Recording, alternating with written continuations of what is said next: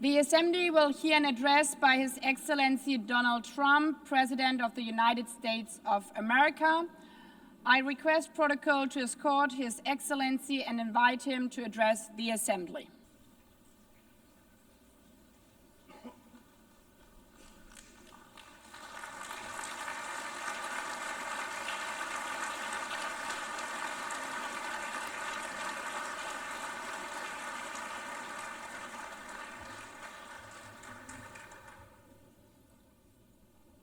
Thank you very much. Very much appreciated.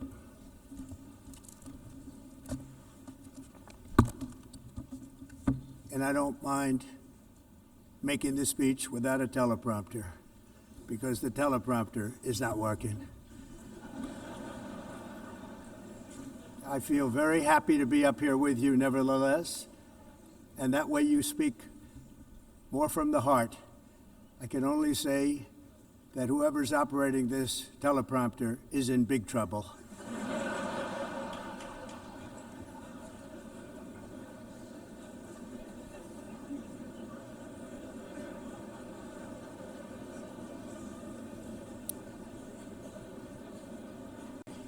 Hello, Madam First Lady. Thank you very much for being here. And Madam President, Mr. Secretary General, First Lady of the United States, distinguished delegates, ambassadors, and world leaders. 6 years have passed since I last stood in this grand hall and addressed a world that was prosperous and at peace in my first term. Since that day, the guns of war have shattered the peace I forged on 2 continents. An era of calm and stability gave way to one of the great crises of our time. And here in the United States, 4 years of weakness, lawlessness, and radicalism under the last administration delivered our nation into a repeated set of disasters. 1 year ago, our country was in deep trouble, but today, just 8 months into my administration, we are the hottest country anywhere in the world, and there is no other country even close. America is blessed with the strongest economy, the strongest borders, the strongest military, the strongest friendships, and the strongest spirit of any nation on the face of the earth. This is indeed the golden age of America.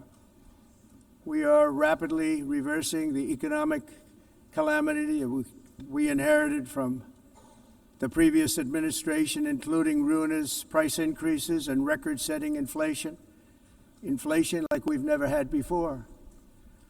Under my leadership, energy costs are down, gasoline prices are down, grocery prices are down, mortgage rates are down, and inflation has been defeated.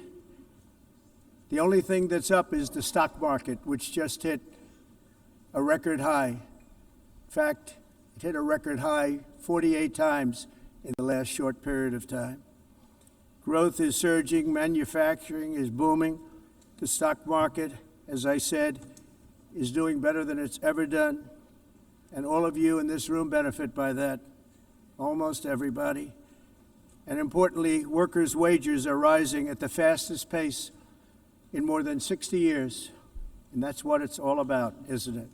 In 4 years of President Biden, we had less than $1 trillion of new investment into the United States. In just 8 months since I took office, we have secured commitments and money already paid for $17 trillion. Think of it, 4 years, less than $1 trillion, 8 months, much more than $17 trillion is being invested in the United States. And it's now pouring in from all parts of the world. We've implemented the largest tax cuts in American history and the largest regulation cuts in American history, making this once and again the best country on earth to do business. And many of the people in this room are investing in America, and it's turned out to be an awfully good investment during this 8-month period. In my first term, I built the greatest economy in the history of the world. We had the best economy ever, history of the world. And I'm doing the same thing again, but this time it's actually much bigger and even better. The numbers far surpass my record-setting first term. On our southern border, we have successfully repelled a colossal invasion, and for the last 4 months, and that's 4 months in a row, the number of illegal aliens admitted and entering our country has been 0. Hard to believe, because if you look back just a year ago, it was millions and millions of people pouring in from all over the world, from prisons, from mental institutions, drug dealers. All over the world they came. They just poured into our country with the ridiculous open border policy of the Biden administration. Our message is very simple. If you come illegally into the United States, you're going to jail, or you're going back to where you came from, or perhaps even further than that. You know what that means. I want to thank the country of El Salvador for the successful and professional job they've done in receiving and jailing so many criminals that entered our country. And it was under the previous administration that the number became record-setting, and they're all being taken out. We have no choice. And other countries have no choice, because other countries are in the exact same situation with immigration. It's destroying your country, and you have to do something about it. On the world stage, America is respected again like it has never been respected before. You think about 2 years ago, 3 years ago, 4 years ago, or 1 year ago, we were a laughingstock all over the world. At the NATO summit in June, virtually all NATO members formally committed to increase defense spending at my request from 2% to 5% of GDP, making our alliance far stronger and more powerful than it was ever before. In May, I traveled to the Middle East to visit my friends and rebuild our partnerships in the Gulf and those valued relationships with Saudi Arabia, Qatar, and the UAE, and other countries are now, I believe, closer than ever before. My administration has negotiated one historic trade deal after another, including with the United Kingdom, the European Union, Japan, South Korea, Vietnam, Indonesia, the Philippines, Malaysia, and many, many others. Likewise, in a period of just 7 months, I have ended 7 unendable wars. They said they were unendable.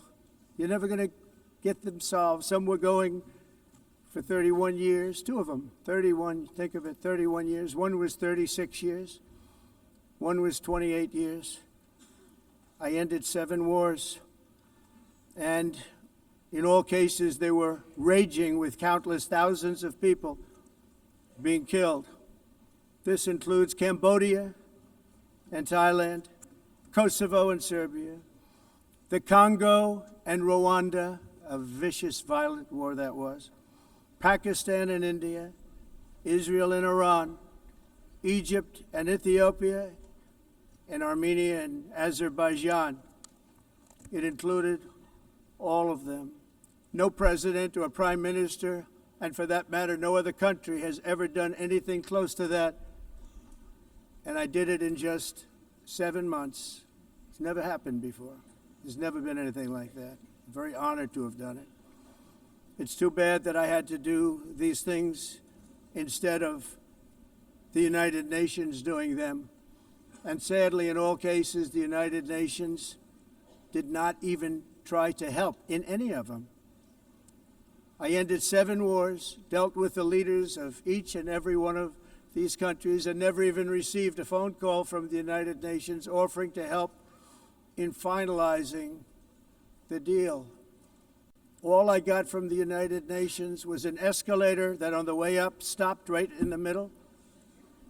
If the First Lady wasn't in great shape, she would have fallen, but she's in great shape. We're both in good shape. We both stood. And then a teleprompter that didn't work. These are the 2 things I got from the United Nations, a bad escalator and a bad teleprompter. Thank you very much. And by the way, it's working now. It just went on. Thank you. I think I should just do it the other way. It's easier. Thank you very much. I didn't think of it at the time because I was too busy working to save millions of lives.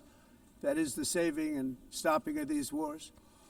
But later I realized that the United Nations wasn't there for us. They weren't there. I thought of it really after the fact, not during these negotiations, which were not easy.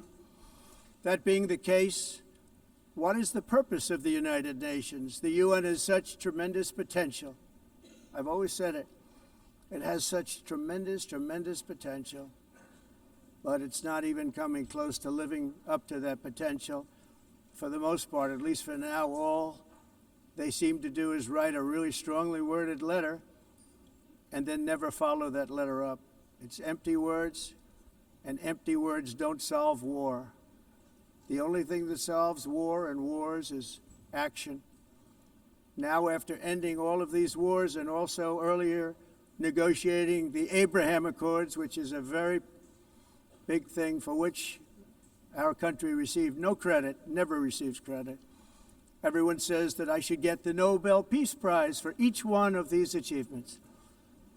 But for me, the real prize will be the sons and daughters who live to grow up with the mothers and fathers, because millions of people are no longer being killed in endless and unglorious wars.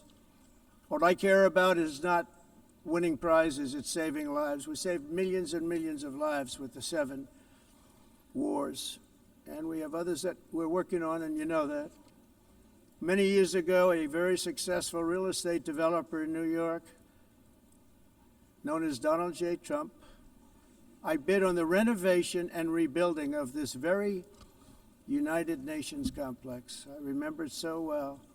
I said at the time that I would do it for $500 million, rebuilding everything. It would be beautiful. I used to talk about, I'm going to give you marble floors. They're going to give you terrazzo. I'm going to give you the best of everything. You're going to have mahogany walls. They're going to give you plastic. But they decided to go in another direction, which was much more expensive at the time, and which actually produced a far inferior product. And I realized that they did not know what they were doing when it came to construction, and that their building concepts were so wrong, and the product that they were proposing to build was so bad and so costly. It was going to cost them a fortune. And I said, and wait till you see the overruns. Well, I turned out to be right. They had massive cost overruns and spent between $2 and $4 billion on the building and did not even get the marble floors that I promised them. You walk on terrazzo. Do you notice that? As far as I'm concerned, frankly, looking at the building and getting stuck on the escalator, they still haven't finished the job. They still haven't finished. That was years ago. The project was so corrupt that Congress actually asked me to testify before them on the tremendous waste of money, because it turned out that they had no idea what it was, but they knew it was anywhere between $2 and $4 billion as opposed to $500 million with a guarantee. But they had no idea, and I said it cost much more than $5 billion. Unfortunately, many things in the United Nations are happening just like that, but on an even much bigger scale, much, much bigger. Very sad to see. Whether the UN can manage to play a productive role, I've come here today to offer the hand of American leadership and friendship to any nation in this assembly that is willing to join us in forging a safer, more prosperous world. And it's a world that we'll be much happier with. A dramatically better future is within our reach. But to get there, we must reject the failed approaches of the past and work together to confront some of the greatest threats in history. There is no more serious danger to our planet today than the most powerful and destructive weapons ever devised by man, of which the United States, as you know, has many. Just as I did in my first term, I've made containing these threats a top priority, starting with the nation of Iran. My position is very simple. The world's #1 sponsor of terror can never be allowed to possess the most dangerous weapon. That's why, shortly after taking office, I sent the so-called Supreme Leader a letter making a generous offer. I extended a pledge of full cooperation in exchange for a suspension of Iran's nuclear program. The regime's answer was to continue their constant threats to their neighbors and U.S. interests throughout the region and some great countries that are right nearby. Today, many of Iran's former military commanders, in fact, I can say almost all of them, are no longer with us. They're dead. And 3 months ago, in Operation Midnight Hammer, 7 American B-2 bombers dropped the 14 30,000-pound each bombs on Iran's key nuclear facilities, totally obliterating everything. No other country on earth could have done what we did. No other country has the equipment to do what we did. We have the greatest weapons on earth. We hate to use them. But we did something that for 22 years people wanted to do. With Iran's nuclear enrichment capacity demolished, I immediately brokered an end to the 12-day war, as it's called, between Israel and Iran, with both sides agreeing to fight no longer. As everyone knows, I have also been deeply engaged in seeking a ceasefire in Gaza. Have to get that done. Have to get it done. Unfortunately, Hamas has repeatedly rejected reasonable offers to make peace. We can't forget October 7th, can we? Now, as if to encourage continued conflict, some of this body is seeking to unilaterally recognize a Palestinian state. The rewards would be too great for Hamas terrorists for their atrocities. This would be a reward for these horrible atrocities, including October 7th, even while they refuse to release the hostages or accept a ceasefire. Instead of giving to Hamas and giving so much, because they've taken so much, they have taken so much. This could have been solved so long ago. But instead of giving in to Hamas's ransom demands, those who want peace should be united with one message: release the hostages now. Just release the hostages now. Thank you.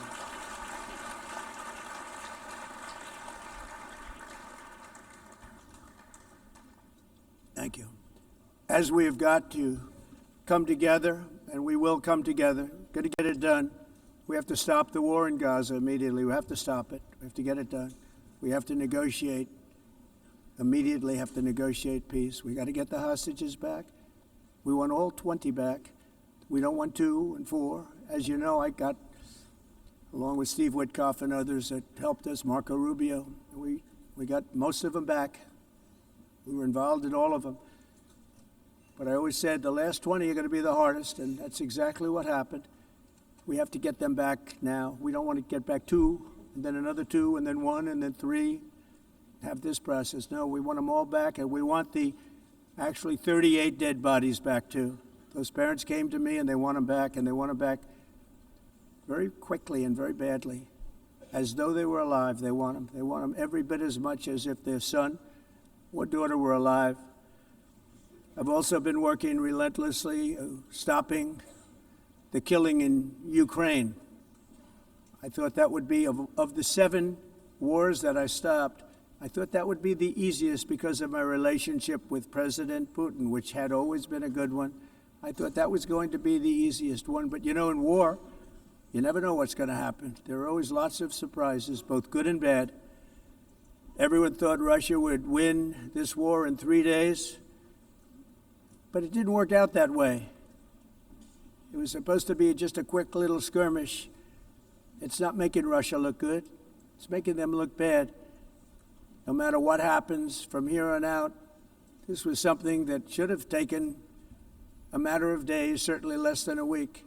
And they've been fighting for 3.5 years and killing anywhere from 5,000 to 7,000 young soldiers, mostly soldiers, on both sides, every single week.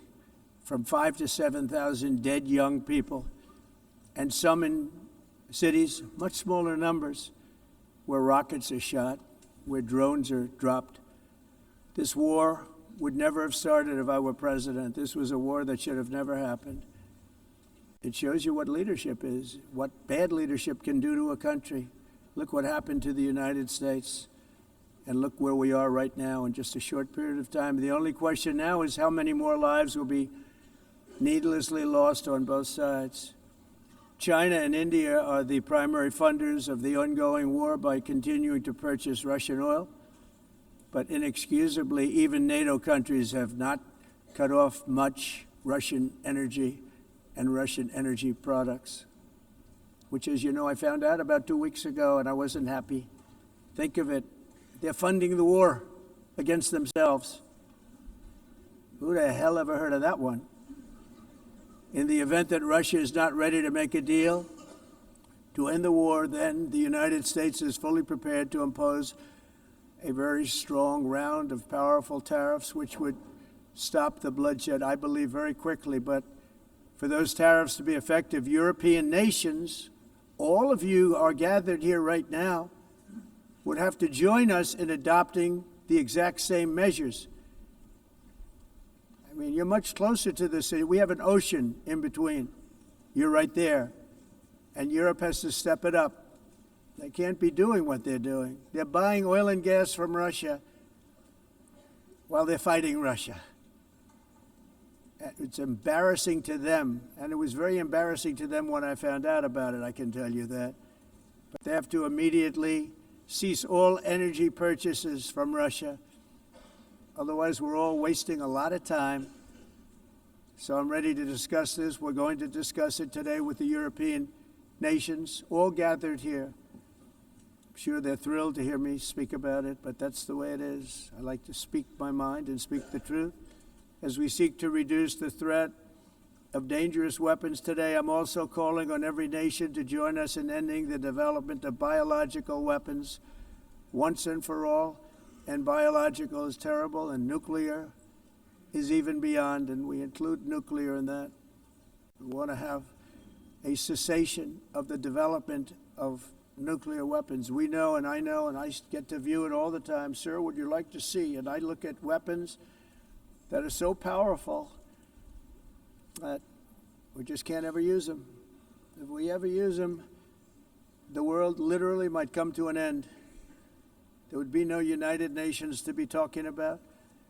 There would be no nothing. Just a few years ago, reckless experiments overseas gave us a devastating global pandemic. Yet despite that worldwide catastrophe, many countries are continuing extremely risky research into bioweapons and man-made pathogens. This is unbelievably dangerous. To prevent potential disasters, I'm announcing today that my administration will lead an international effort to enforce biological weapons convention, which is going to be meeting with the top leaders of the world by pioneering an AI verification system that everyone can trust. Hopefully the UN can play a constructive role, and it will also be one of the early projects under AI. Let's see how good it is, because a lot of people are saying it could be one of the great things ever, but it also can be dangerous, but it can be put to tremendous use and tremendous good, and this would be an example of that. Not only is the UN not solving the problems it should, too often, it's actually creating new problems for us to solve. The best example is the number one political issue of our time, the crisis of uncontrolled migration. It's uncontrolled. Your countries are being ruined. The United Nations is funding an assault on Western countries and their borders. In 2024, the UN budgeted $372 million in cash assistance to support an estimated 624,000 migrants journeying into the United States. Think of that. The UN is supporting people that are illegally coming into the United States, and then we have to get them out. The UN also provided food, shelter, transportation, and debit cards to illegal aliens. Can you believe that? On the way to infiltrate our southern border. Millions of people came through that southern border. Just a year ago, millions and millions of people were pouring in, 25 million altogether over the 4 years of the incompetent Biden administration. And now we have it stopped, totally stopped. In fact, they're not even coming anymore because they know they can't get through. But what took place is totally unacceptable. The UN is supposed to stop invasions, not create them and not finance them. In the United States, we reject the idea that mass numbers of people from foreign lands can be permitted to travel halfway around the world, trample our borders, violate our sovereignty, cause unmitigated crime, and deplete our social safety net. We have reasserted that America belongs to the American people, and I encourage all countries to take their own stand in defense of their citizens as well. You have to do that because I see it. I'm not mentioning names. I see it, and I can call every single one of them out. You're destroying your countries. They're being destroyed. Europe is in serious trouble. They've been invaded by a force of illegal aliens like nobody's ever seen before. Illegal aliens are pouring into Europe. Nobody is ever, and nobody's doing anything to change it, to get them out. It's not sustainable. And because they choose to be politically correct, they're doing just absolutely nothing about it. And I have to say, I look at London, where you have a terrible mayor, terrible, terrible mayor, and it's been so changed, so changed. Now they want to go to Sharia law, but you're in a different country. You can't do that.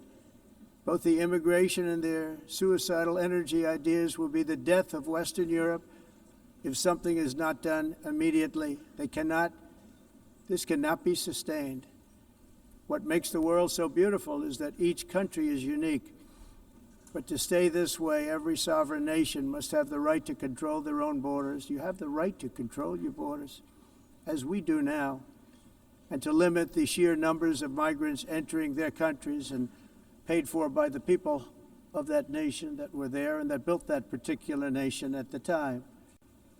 They put their blood, sweat, tears, money into that country, and now they're being ruined. Proud nations must be allowed to protect their communities and prevent their societies from being overwhelmed by people they have never seen before, with different customs, religions, with different everything. Where migrants have violated laws, lodged false asylum claims, or claimed refugee status for illegitimate reasons, they should, in many cases, be immediately sent home. And while we will always have a big heart for places and people that are struggling and truly compassionate, answers will be given. We have to solve the problem, and we have to solve it in their countries, not create new problems in our countries. And we are very helpful to a lot of countries that are just not able to send their people anymore. They used to send them to us in caravans of 25,000, 30,000 people each. These massive caravans of people pouring into our country, totally unchecked and unvetted. But not anymore. According to the Council of Europe in 2024, almost 50% of inmates in German prisons were foreign nationals or migrants. In Austria, the number was 53% of the people in prisons were from places that weren't from where they are now. In Greece, the number was 54%, and in Switzerland, beautiful Switzerland, 72% of the people in prisons are from outside of Switzerland. When your prisons are filled with so-called asylum seekers who repaid kindness, and that's what they did, they repaid kindness with crime. It's time to end the failed experiment of open borders. You have to end it now. See, I can tell you, I'm really good at this stuff. Your countries are going to hell. In America, we've taken bold action to swiftly shut down uncontrolled migration. Once we started detaining and deporting everyone who crossed the border and removing illegal aliens from the United States, they simply stopped coming. They're not coming anymore. We're getting a lot of credit, but they're not coming anymore. This was a humanitarian act for all involved, because on the trips up, thousands of people a week were dying Women were being raped. Nobody's ever seen anything like it. Raped, horribly beaten, raped. On the trip up, the journey up, it was a long walk. It was a long, arduous journey, indeed. And it was also a historic victory against human trafficking throughout the region. What we did was a victory, and we saved so many lives of people that wouldn't make the journey. That journey was loaded up with death. Loaded up with death. Dead bodies all along the roads of jungles to get up. They go through jungles, they go through areas so hot you couldn't breathe. They were dying of suffocation. Areas so hot that you couldn't breathe. Dead bodies all over. By them not coming, we're saving tremendous numbers of lives. My people have done a fantastic job in doing what they did, and the American public agrees with it. I mean, I was very proud to see this morning I have the highest poll numbers I've ever had. Part of it is because of what we've done on the border. I guess the other part is what we've done on the economy. Joe Biden's policies empowered murderous gangs, human smugglers, child traffickers, drug cartels, and prisoners from all over the world. The previous administration also lost nearly 300,000 children. Think of that. They lost more than 300,000 children, little children, who were trafficked into the United States on the Biden watch, many of whom have been raped, exploited, and abused, and sold. Sold. Nobody talks about that. The fake news doesn't write about it. With many others, young children who are missing or dead. And we found a lot of these children, and we're sending them back, and we've been sending them back to their parents. They said, nobody knows who they are. They said, where do you come from? And they'll give us a country, and we'll find out, and we'll figure it out, and we'll bring them back to their homes. And the mother and father rush to the door, and their tears in their eyes. They can't believe that they're seeing their son or daughter, their little son or daughter again. We've done almost 30,000 of them so far. Any system that results in the mass trafficking of children is inherently evil. Yet that is exactly what the globalist migration agenda has done, and it's what it's all about. In America, those days, as you know, are over. The Trump administration is working, and we are continuing to work to track down the villains that are causing this problem, and also, as I said, to get back the 30,000 we've already returned. Now I think we're going to have another. We're going to find a lot. You're not going to find all of them. 300, more than 300,000. They're lost or they're dead. They're lost or they're dead because of the animals that did this. To protect our citizens, I've also designated multiple savage drug cartels as far as and you see this, and you see it happening right before your eyes. Let's put it this way, people don't like taking big loads of drugs in boats anymore. There aren't too many boats that are traveling on the seas by Venezuela. They tend not to want to travel very quickly anymore. And we've virtually stopped drugs coming into our country by sea. We call them the water drugs. They kill hundreds of thousands of people. I've also designated multiple savage drug cartels as far as foreign terrorist organizations, along with two bloodthirsty transnational gangs, probably the worst gangs anywhere in the world, MS-13 and Tren de Aragua. Tren de Aragua is from Venezuela, by the way. Such organizations torture, maim, mutilate, and murder with impunity. They're the enemies of all humanity. For this reason, we've recently begun using the supreme power of the United States military to destroy Venezuelan terrorists and trafficking networks led by Nicolas Maduro. To every terrorist thug smuggling poisonous drugs into the United States of America, please be warned that we will blow you out of existence. That's what we're doing. We have no choice. Can't let it happen. They're destroying. I believe we lost 300,000 people last year to drugs, 300,000. Fentanyl and other drugs. Each boat that we sink carries drugs that would kill more than 25,000 Americans. We will not let that happen. Energy is another area where the United States is now thriving like never before. We're getting rid of the falsely named renewables. By the way, they're a joke. They don't work. They're too expensive. They're not strong enough to fire up the plants that you need to make your country great. The wind doesn't blow. Those big windmills are so pathetic and so bad, so expensive to operate. And they have to be rebuilt all the time, and they start to rust and rot. Most expensive energy ever conceived, and it's actually energy. You're supposed to make money with energy, not lose money. You lose money, the governments have to subsidize. You can't put them out without massive subsidies. And most of them are built in China, and I give China a lot of credit. They build them, but they have very few wind farms. So why is it that they build them and they send them all over the world, but they barely use them? You know what they use? Coal. They use gas. They use almost anything, but they don't like wind. But they sure as hell like selling the windmills. Europe, on the other hand, is a long way to go, with many countries being on the brink of destruction because of the green energy agenda. And I give a lot of credit to Germany. Germany was being led down a very sick path, both on immigration, by the way, and on energy. They were going green, and they were going bankrupt. And the new leadership came in, and they went back to where they were, with fossil fuel and with nuclear, which is good. It's now safe.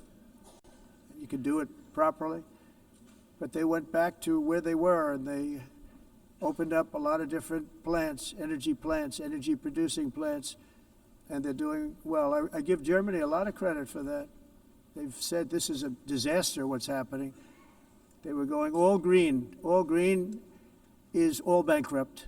That's what it represents. And it's not politically correct. I'll be very badly criticized for saying it, but I'm here to tell the truth. I don't care. It doesn't matter to me. I'm in New York City. I'm feeling a lot safer. We're getting crime down. And by the way, speaking of crime, Washington, D.C.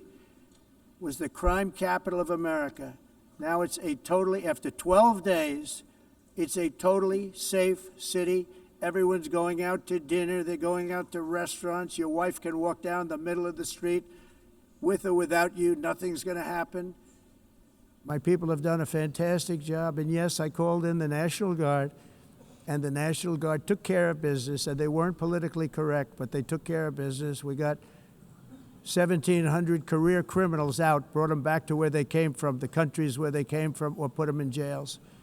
Washington, D.C. is now a totally safe city again, and I welcome you to come. In fact, we'll have dinner together at a local restaurant, and we'll be able to walk. We don't have to go by an armor-plated vehicle. We'll walk right over there from the White House. They've given up their powerful edge, a lot of the countries that we're talking about, in oil and gas, such as essentially closing the great North Sea oil. Oh, the North Sea, I know it so well. Aberdeen was the oil capital of Europe, and there's tremendous oil that hasn't been found in the North Sea, tremendous oil. And I was with the Prime Minister I respect and like a lot, and I said, you're sitting with the greatest asset. They essentially closed it by making it so highly taxed that no developer, no oil company can go there. They have tremendous oil left, and more importantly, they have tremendous oil that hasn't even been found yet. And what a tremendous asset for the United Kingdom. And I hope the Prime Minister is listening, because I told it to him 3 days in a row. That's all he heard. North Sea oil, North Sea, because I want to see them do well. I want to stop seeing them ruining that beautiful Scottish and English countryside with windmills and massive solar panels that go 7 miles by 7 miles, taking away farmland. But we're not letting this happen in America. In 1982, the executive director of the United Nations Environmental Program predicted that by the year 2000, climate change would cause a global catastrophe. He said that it will be irreversible, as any nuclear holocaust would be. This is what they said at the United Nations. What happened? Here we are. Another UN official stated in 1989 that within a decade, entire nations could be wiped off the map by global warming. Not happening. You know, it used to be global cooling. If you look back years ago in the 1920s and the 1930s, they said, global cooling will kill the world. We have to do something. Then they said global warming will kill the world. But then it started getting cooler, so now they could just call it climate change, because that way they can't miss. It's climate change. Because if it goes higher or lower, whatever the hell happens, there's climate change. It's the greatest con job ever perpetrated on the world, in my opinion. Climate change, no matter what happens, you're involved in that. No more global warming, no more global cooling. All of these predictions made by the United Nations and many others, often for bad reasons, were wrong. They were made by stupid people that have cost their countries fortunes and given those same countries no chance for success. If you don't get away from this green scam, your country is going to fail. And I'm really good at predicting things, you know. They actually said during the campaign, they had a hat, the best-selling hat. Trump was right about everything. And I don't say that in a braggadocious way, but it's true. I've been right about everything. And I'm telling you that if you don't get away from the green energy scam, your country is going to fail. And if you don't stop people that you've never seen before, that you have nothing in common with, your country is going to fail. I'm the President of the United States, but I worry about Europe. I love Europe. I love the people of Europe. And I hate to see it being devastated by energy and immigration. This double-tailed monster destroys everything in its wake, and they cannot let that happen any longer. You're doing it because you want to be nice. You want to be politically correct, and you're destroying your heritage. They must take control strongly and immediately of the unmitigated immigration disaster and the fake energy catastrophe before it's too late. The carbon footprint is a hoax made up by people with evil intentions, and they're heading down a path of total destruction. You know, the carbon footprint was a big, big thing a few years ago. I remember hearing about the carbon footprint, and then President Obama would get into Air Force One, a massive Boeing 747, and not a new one, an old one with old engines that spew everything into the atmosphere. He'd talk about the carbon footprint, we must do so. Then he'd get in and he'd fly from Washington to Hawaii to play a round of golf. And then he'd get back onto that big, beautiful plane and he'd fly back and he'd talk about, again, global warming and the carbon footprint. It's a con job.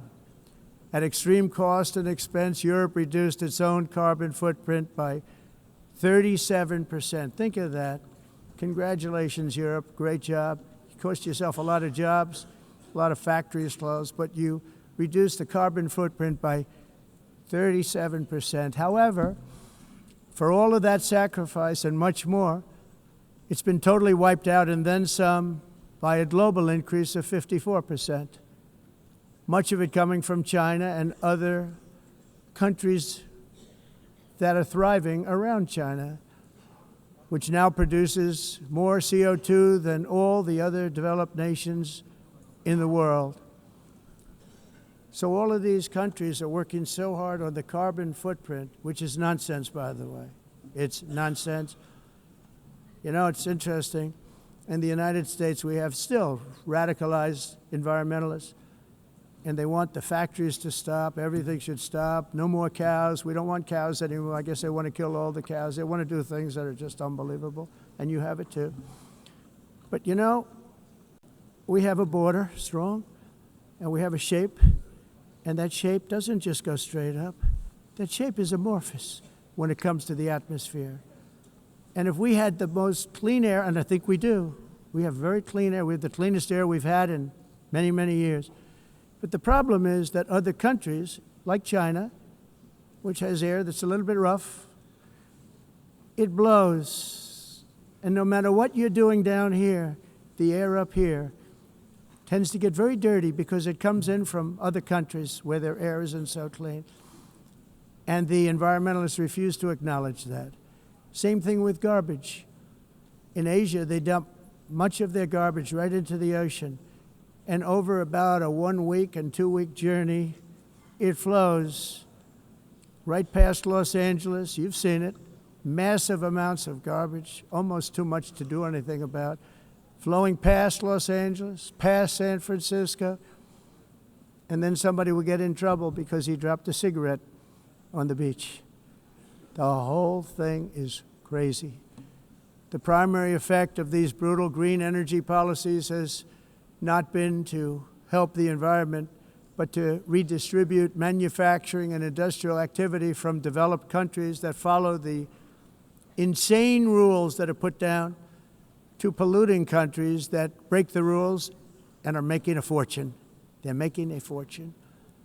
European electricity bills are now 4 to 5 times more expensive than those in China, and 2 to 3 times higher than the United States. And our bills are coming way down. You probably see that our gasoline prices are way down. You know, we have an expression, drill, Nós baby, drill. reduzimos And os that's what we're custos doing.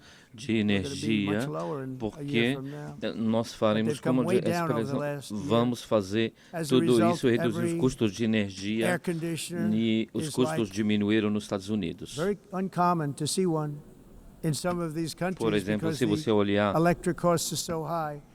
So while nos the U.S. has países approximately faturas de 1,300 heat-related deaths Nós não annually, it's a lot. climatizar, Europe loses mas more nós than nos Estados Unidos 175,000 people to heat deaths conseguimos each year. Because the costs are so usar expensive, you eles can't e turn on an air evitar conditioner. What is that all about? That's aumento not da Europe. temperatura, That's not the Europe porque é that I muito love caro and também know. usar All in e the name ninguém of usa. pretending to stop the global Tudo isso warming hoax. The entire globalist a concept of asking successful industrialized nations to inflict Esse pain on agenda themselves mundialista não and tem nenhum radically sentido. disrupt their entire societies must be rejected País- completely and totally, and it must be immediate. That's why in America I withdrew from the fake Paris Climate Accord, where, by the way, America was paying so much more than every country. Others weren't paying. China didn't have to pay until 2030. Russia was given an old standard that was easy to meet, a 1990 standard. But for the United States, we're supposed to pay like $1 trillion. And I said, this is another scam. The fact is, the United States has been taken advantage of by the world for many, many years, but not any longer, as you probably noticed. I unleashed massive energy production and signed historic executive orders to hunt for oil, but we don't have to do much hunting because we have the most oil of any nation anywhere, oil and gas in the world. And if you add coal, we have the most of any nation in the world. Clean, I call it clean, beautiful coal. You can do things today with coal that you couldn't have done 10 years ago, 15 years. So I have a little standing order in the White House. Never use the word coal, only use the words clean, beautiful coal. Sounds much better, doesn't it?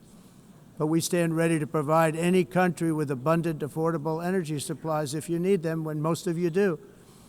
We're proudly exporting energy all over the world. We're now the largest exporter. In the United States, we want trade and robust commerce with all nations, everybody. We want to help nations. We're going to help nations. But it must also be fair and reciprocal. The challenge with trade is much the same with climate. The countries that followed the rules, all their factories have been plundered. It's really sad to watch. They've been broken. They've been broken by countries that broke the rules. That's why the United States is now applying tariffs to other countries, and much as these tariffs were for many years applied to us, uncontrollably applied to us. We've used tariffs as a defense mechanism under the Trump administration, including my first term, where hundreds of billions of dollars in tariffs were taken in. And by the way, we had the lowest inflation, and now we have very low inflation. The only thing different is that we have hundreds of billions of dollars flowing into our country. But this is how we will ensure that the system works for everyone and is sustainable into the future. We're also using tariffs to defend our sovereignty and security throughout the world, including against nations that have taken advantage of former U.S. administrations for decades, including the most corrupt, incompetent administration in history, the sleepy Joe Biden administration. Brazil now faces major tariffs in response to its unprecedented efforts to interfere in the rights and freedoms of our American citizens and others, with censorship, repression, weaponization, judicial corruption, and targeting of political critics in the United States. I have a little problem saying this because I must tell you, I was walking in and the leader of Brazil was walking out. We saw him and I saw him, he saw me, and we embraced. And then I'm saying, can you believe I'm going to be saying this in just 2 minutes? But we actually agreed that we would meet next week. We didn't have much time to talk, like about 20 seconds. They were in retrospect, I'm glad I waited because this thing didn't work out too well. But we did talk, we had a good talk, and we agreed to meet next week, if that's of interest. But he seemed like a very nice man, actually. He liked me, I liked him. But if you, and I only do business with people I like. When I don't like them, I don't like them. But we had, at least for about 39 seconds, we had excellent chemistry. It's a good sign. But also in the past, Brazil, can you believe this, unfairly tariffed our nation, but now because of our tariffs, we are hitting them back, and we're hitting them back very hard. As president, I will always defend our national sovereignty and the rights of American citizens. So I'm very sorry to say this, that Brazil is doing poorly and will continue to do poorly. They can only do well when they're working with us. Without us, they will fail, just as others have failed. It's true. Next year, the United States will celebrate the 250th anniversary of our glorious independence, a testament to enduring power and American freedom and spirit. We will also be proudly hosting the 2026 FIFA World Cup, and shortly thereafter, the 2028 Olympics, which is going to be very exciting. I hope you all come. I hope that countless people from all over the globe will take part of these will be great celebrations of liberty and human achievement, and that together we all can rejoice in the miracles of history that began in July 4th, 1776, when we founded the light to all nations. And it's something really that an amazing thing came out of that date. It's called the United States of America. In honor of this momentous anniversary, I hope that all countries who find inspiration in our example will join us in renewing our commitment, values, and those values really that we hold so dear together. Let us defend free speech and free expression. Let us protect religious liberty, including for the most persecuted religion on the planet today. It's called Christianity. And let us safeguard our sovereignty and cherish qualities that have made each of our nations so special, incredible, and extraordinary. In closing, I just want to repeat that immigration and the high cost of so-called green renewable energy is destroying a large part of the free world and a large part of our planet. Countries that cherish freedom are fading fast because of their policies on these two subjects. You need strong borders and traditional energy sources if you are going to be great again. Whether you have come from north or south, east or west, near or far, every leader in this beautiful hall today represents a rich culture, a noble history, and a proud heritage that makes each nation majestic and unique, unlike anything else in human history or any other place on the face of the earth. From London to Lima, from Rome to Athens, from Paris to Seoul, from Cairo to Tokyo and Amsterdam to right here in New York City, we stand on the shoulders of the leaders and legends, generals and giants, heroes and titans who won and built our beloved nations, all of our nations, with their own courage, strength, spirit, and skill. Our ancestors climbed mountains, conquered oceans, crossed deserts, and trekked over wide open plains. They charged into thunderous battles, plunged into grave dangers, and they were soldiers and farmers and workers and warriors and explorers and patriots. They built towns into cities, tribes into kingdoms, ideas into industries, and small islands into mighty empires. You're a part of all of that. They were champions for their people who never gave up and who never, ever gave in. Their values defined our national identities. Their visions forged our magnificent destiny. Everybody in this room is a part of it in your own way. Each of us inherits the deeds and the myths, the triumphs, the legacies of our own heroes and founders who so bravely showed us the way. Our ancestors gave everything for homelands that they defended with pride, with sweat, with blood, with life, and with death. Now the righteous task of protecting the nations that they built belongs to each and every one of us. So together let us uphold our sacred duty to our people and to our citizens. Let us protect their borders, ensure their safety, preserve their cultures, treasure, and traditions, and fight, fight, fight for their precious dreams and their cherished freedoms. And in friendship and really a beautiful vision, let us all work together to build a bright, beautiful planet, a planet that we all share, a planet of peace and a world that is richer, better, and more beautiful than ever before. That can happen. It will happen. It will happen, and I hope it can happen and start right now, right at this moment. We'll turn it around. We're going to make our countries better, safer, more beautiful. We're going to take care of our people. Thank you very much. It's been an honor. God bless the nations of the world. Thank you very much. Bye.